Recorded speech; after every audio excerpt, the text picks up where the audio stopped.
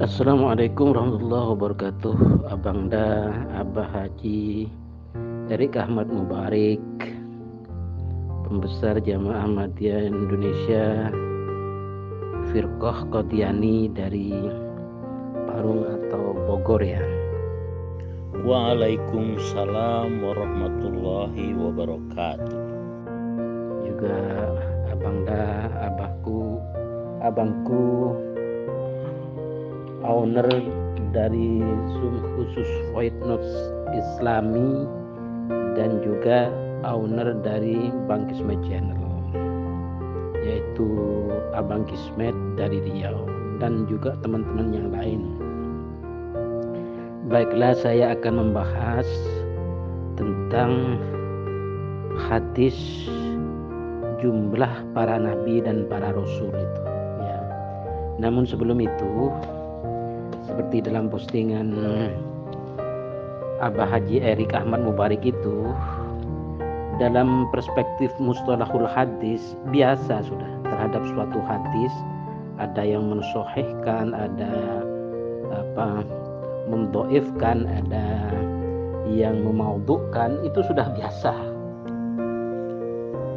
Pertama, saya ingin mengoreksi ya bahwa Ahmadiyah Firqah Qadiani, kata Bung Romli gitu ya.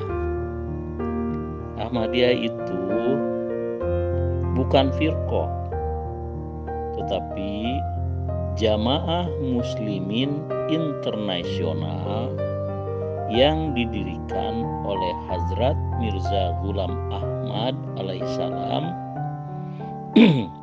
Khalifatullah Al-Mahdi wal Masih Maud ya, pada tahun 1305 Hijriah atau 1888 Masehi ya,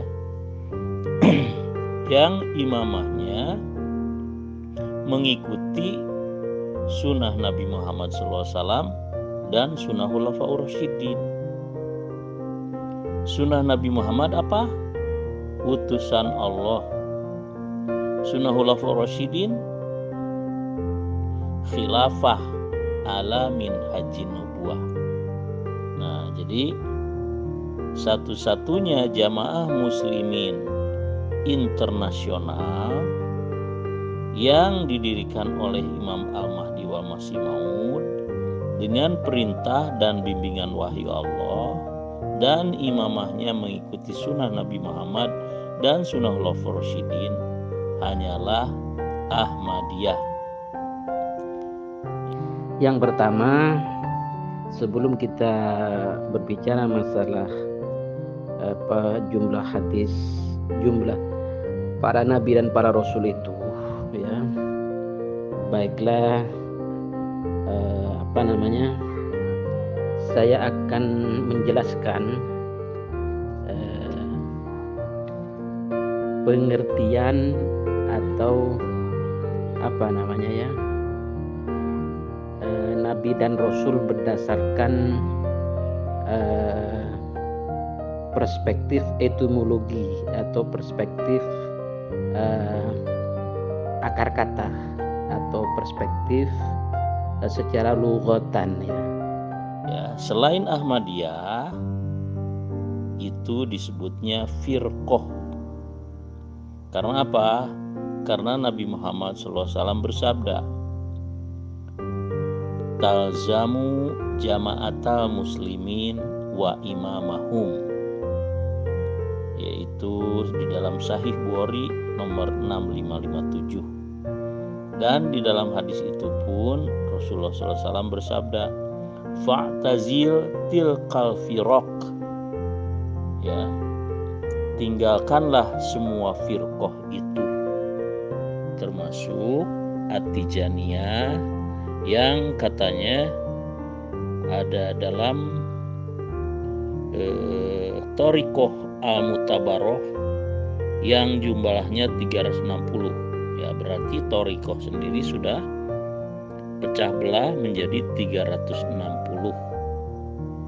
Kemudian ada menjadi Aswaja, ada juga yang menjadi Syiah, ada yang menjadi Wahabi. Nah, semuanya itu firqah. Sedangkan Ahmadiyah adalah Al-Jamaah atau Jamaatul Muslimin Internasional yang imamahnya mengikuti sunnah Nabi Muhammad dan sunnah Khulafaur Rasyidin. Itu yang pertama. Kemudian terhadap hadis yang menyatakan jumlah Nabi 124.313 diantaranya Rasul, itu pun hadisnya tidak konsisten. Karena ada juga yang menyatakan jumlah Rasulnya 315. Terus jumlah nabinya juga ada yang menyatakan 224.000. Ya. Nah, terhadap hadis-hadis itu ya, ada yang mensyahihkan seperti yang Bung Romli ceritakan. Dan yang saya tampilkan itu adalah dari ulama Aswaja Ibnul Jauzi yang menyatakan bahwa hadis itu tidak sahih, bahkan maudhu atau dusta, atau menimbulkan keraguan. Nah, ini membuktikan bahwa mufassir pun sudah bercerai-berai, sedangkan Al-Quran melarang umat Islam bercerai-berai. An aqimuddin wala tatafarraqu fih. Ya, wa'tasimu bihablillahi jami'an wala tafarraqu.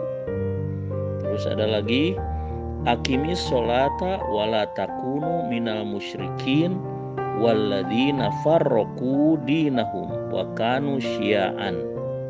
Ya, itu ada di pertama surah Asy-Syura ayat 13, Ali Imran 103, dan surah Ar-Rum 31-32. Nah, sekarang karena mufassir menafsirkan arti nabi dan rasul pun yang ada di dalam hadis 124.000 nabi dan 313 diantaranya rasul itu berbeda-beda, ya.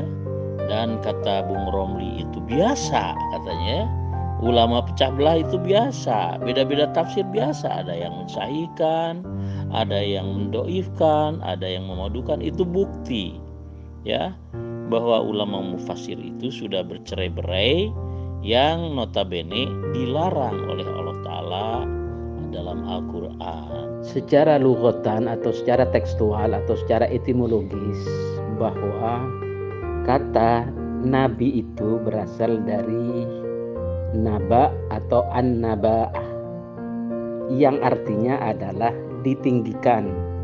Juga bisa berarti khabar atau berita atau message atau pesan, ya.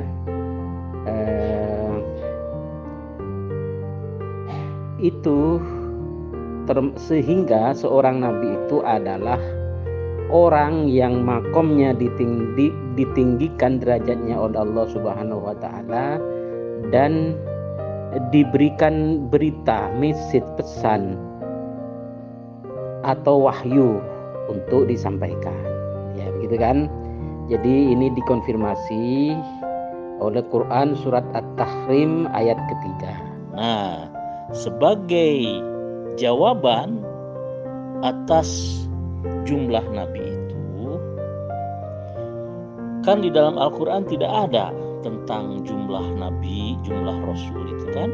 Nah, cuman saya pertama untuk membantah bahwa nabi, jumlah rasul itu dengan satu ayat saja saya udah cukup, ya, bahwa a'udzubillahi minasyaitonirrajim wa kam arsalna min nabiyyin fil awwalin, dan betapa banyak nabi-nabi yang telah kami utus kepada kaum terdahulu, dan betapa banyak nabi-nabi yang telah kami utus kepada kaum terdahulu. Ini membuktikan bahwa nabi-nabi itu adalah utusan-utusan Allah. Jadi nabi sama dengan rasul. Semua nabi adalah rasul menurut Al-Qur'an, ya. Sedangkan hadis yang ada yang mensohihkan, ada yang mendoifkan, ada yang memaudukan, itu tidak bisa dijadikan pegangan karena telah dihakimi dengan surah Az-Zukhruf ayat 6 bahwa semua nabi adalah rasul. Nah, kemudian sebagai jawabannya lagi, ya, bahwa semua nabi dan rasul dan itu tidak perlu ada bilangan atau angka-angkanya, maka di dalam surah An-Nisa ayat 164 Allah Ta'ala pun berfirman begini, A'udzubillahi minasyaitonirrajim, wa rusulan qad qasasnahum alaik min qablu wa rusulan lam naqsushum alaik, yang artinya, dan ada rasul-rasul yang telah kami beritahukan kepada engkau sebelum ini, dan ada rasul-rasul yang tidak kami beritahukan kepada engkau. Nah, jadi di dalam surah An-Nisa 164 ini jelas, ya, tidak ada jumlah di situ. Yang ada adalah Allah Ta'ala memberitahukan rasul-rasul itu kepada Rasulullah SAW, dan ada juga yang tidak diberitahukan kepada Nabi Muhammad SAW, ya. Jadi clear, ya. Jadi oleh karena itu maka daripada Bung Romli mempercayai ulama-ulama yang sudah bercerai-berai, termasuk ulama Thariqah At-Tijaniyah, salah satu dari 360 thariqah, kata Bung Romli, lebih baik tinggalkan saja, karena Rasulullah bersabda, fa'tazil tilkal firaq, dan Rasulullah bersabda pula, talzamu jama'atal muslimin wa imamahum, hendaknya kalian tetap bersama jamaah muslimin dan imam mereka. Jadi para ulama ahli hadis, ya, katakanlah bisa dikatakan sebagian besar ulama ahli hadis bersepakat, berijma bahwa hadis dhaif dapat dijadikan hujjah atau pedoman dalam masalah fadailul a'mal. Di antara ulama ahli hadis atau ahli tafsir itu adalah Imam Ahmad bin Hanbal, juga Ibnul Mubarak, juga Imam Sufyan yang dua, yaitu Imam Sufyan Ats-Tsauri dan Imam Sufyan bin Uyainah, kalau tidak salah itu. Pokoknya dua Imam Sufyan, ya. Yang kedua juga Al-Imam Al-Ambari serta ulama-ulama lainnya. Bahkan ada ulama yang mengatakan bahwa mereka pernah berkalam, apabila kami meriwayatkan hadis menyangkut perkara halal ataupun yang haram, maka kami akan berhati-hati. Tetapi apabila kami meriwayatkan hadis tentang fadailul a'mal, maka kami melonggarkannya. Waduh, ini sudah terlalu panjang. Ini jawaban saya yang penuh referensi tentang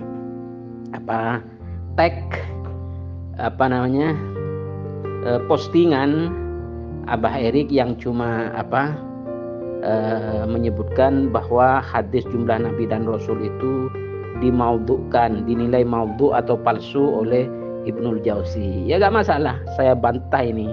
Saya jawab ini dengan sistem mustalahul hadis. Ada yang memaudhu'kan, misalnya Ibnul Jauzi, ada yang mensahihkan, ya kan, ada yang mendoifkan saja. Itu kan pengkajian ilmu hadis berdasarkan sistem mustalahul hadis, ya. Imam mereka itu seperti apa? Fa'alaikum bisunnati wa sunnatil khulafa'ir rasyidin al-mahdiin, yaitu imam-imam yang mengikuti sunnahku, yaitu utusan Allah, dan sunnah khulafaur rasyidin, yaitu khilafah alamin haji nubuwah. Nah, khilafah alamin haji nubuwah ini telah dinubuatkan oleh Rasulullah SAW di dalam kitab hadis Musnad Ahmad, Al-Baihaqi, dan Mishkat. Yaitu pertama, khilafah alamin haji nubuwah setelah Rasulullah SAW wafat, dan yang kedua adalah 13 abad kemudian, yaitu khilafah alamin haji nubuwah setelah Isa wal Mahdi wafat, yaitu Hazrat Mirza Ghulam Ahmad alaihissalam wafat, pendiri Jamaah Muslimin Ahmadiyah Internasional. Ya, makanya ingat sabda Rasulullah, talzamu jama'atal muslimin wa imamahum fa'tazil tilkal firaq.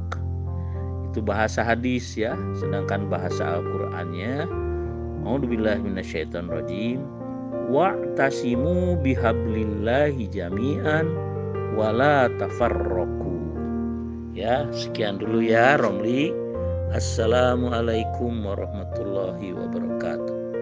Ya, saya doakan semoga Abah Haji Erik Mubarik dan kelompoknya segera mendapatkan hidayah untuk segera kembali ya kepada jalan yang benar, yaitu dalam pangkuan Islam Ahlus Sunnah wal Jamaah.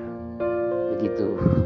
Lebih-lebih kalau panjenengan tertarik kan kepada ajaran Thariqah Mu'tabaroh yang 360 macam itu, ya monggo dipersilakan. Lebih bagus lagi itu untuk kebahagiaan Abah Erik Mubarik di masa depan, di dunia dan di akhirat nantinya. Demikian dulu. Matur sembah nuwun. Mohon izin, mohon maaf. Wallahul muwaffiq ila aqwamit thoriq. Assalamualaikum warahmatullahi wabarakatuh.